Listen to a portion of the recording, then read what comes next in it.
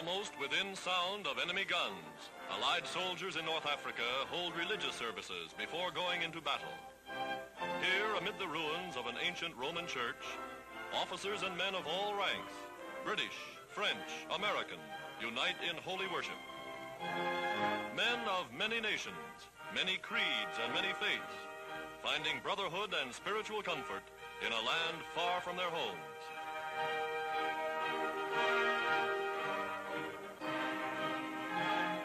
Like schoolboys on a holiday, they inspect Africa's treasure troves of antiquity.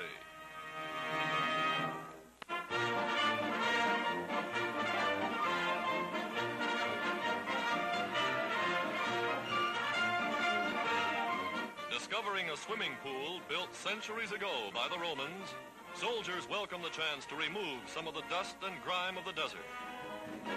First, real soap and showers.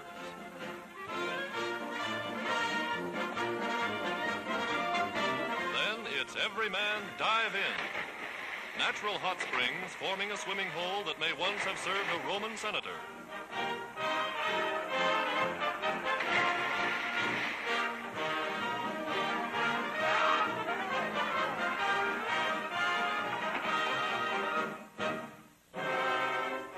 Now pushing on toward Tunis and Bizerte, Allied tanks and guns take up the fight.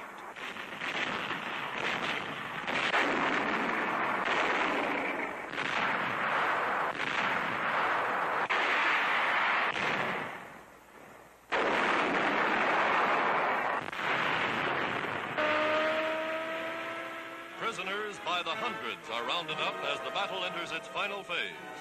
Some 30,000 Axis soldiers captured since the British took the Merat line.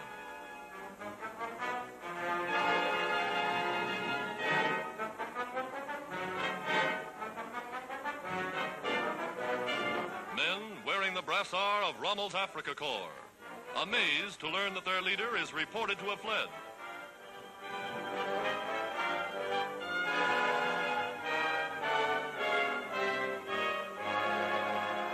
Piling into trucks for camps behind the lines, glad that as far as they're concerned, the war is over.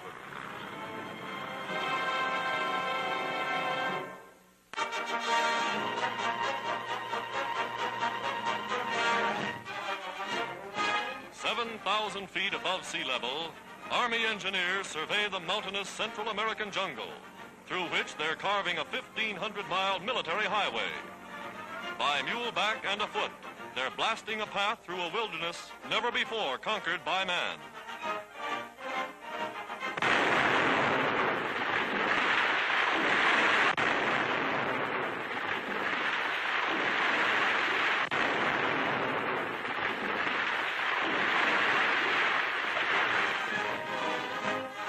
Today, with modern road-building equipment from the United States, they're completing the job months ahead of schedule. An inter-American highway linking Panama and Mexico City. A highway bringing the good neighbors of the Americas closer than ever before.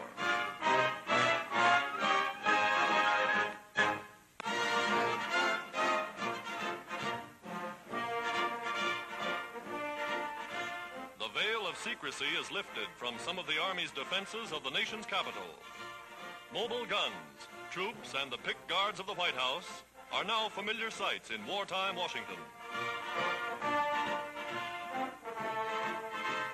Behind the scenes, the Army Interceptor Command checks the movements, knows the position of every plane within hundreds of miles, is ready to flash a warning upon a moment's notice.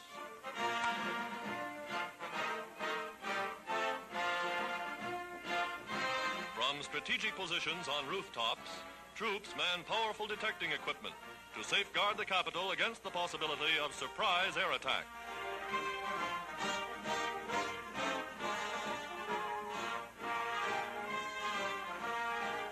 From scores of camouflaged emplacements, anti-aircraft batteries point grim steel muzzles toward the sky. In Washington, as in every city, vigilance is the watchword.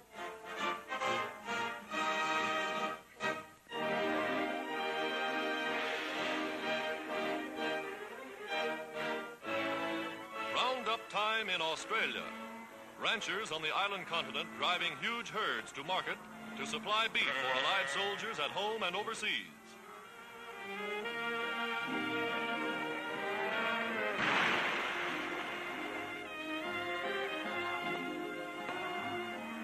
Swimming rivers and streams, cattle by the thousands, the biggest roundup in years. From the far western ranges of North America come picturesque scenes of great sheep herds on the move, seeking greener, richer pastures. Wool for warm clothing, meat for lend-lease shipments overseas. The vast resources of the United Nations mobilized for war.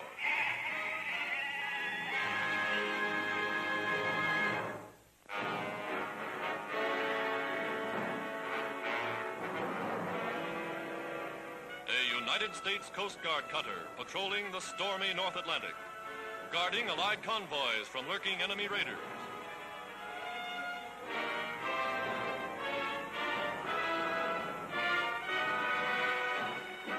Suddenly, off the port bow, a Nazi submarine breaks the surface.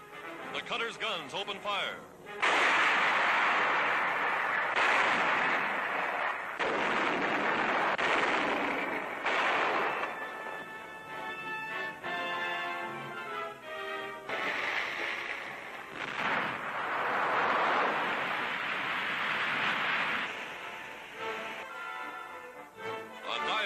Below to examine damage suffered by the cutter when she finally rammed and sank the U-boat. Engine room flooded, the captain tries to list the vessel while effecting emergency repairs below the waterline.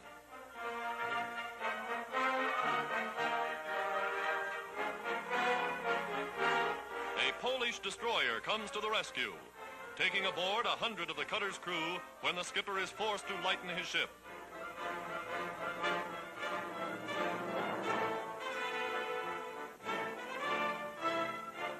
A Nazi submarine to her credit, the gallant little cutter is towed 800 miles to port.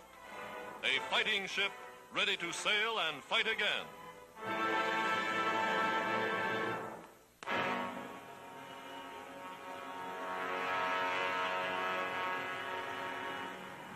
Flying fortresses, manned by United States Army Air Force crews, bound for Germany in broad daylight. Their target, the big Nazi submarine base at Vegasac. The RAF pounding the continent by night, the Americans by day. A combined Allied air offensive that is smashing Nazi industrial centers one by one.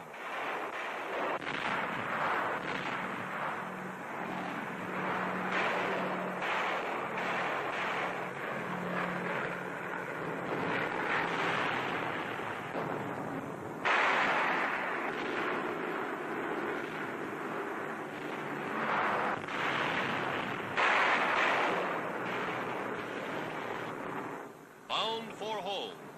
7 of 15 submarines at the Vegasac yard destroyed. War factories and a nearby air base reported blown to bits.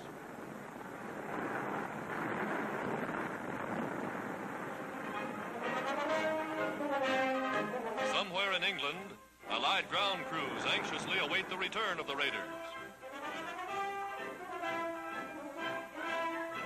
A wounded crew member brought home by stretcher, and damage to some of the ships, evidence of the terrific battle the forts waged against enemy planes.